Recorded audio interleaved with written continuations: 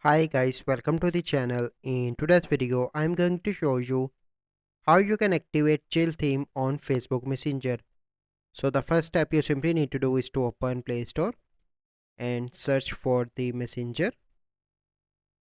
Click on that and you need to open Messenger and you simply need to click on update. So the first step you need to update Messenger application. Once you done that, you simply need to go back and open Messenger application.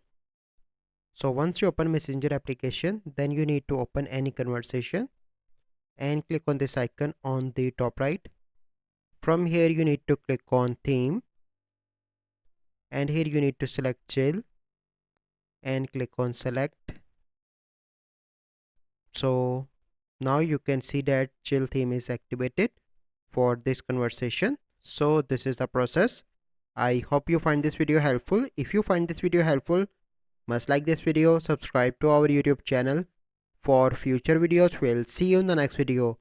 Thank you. Have a good day.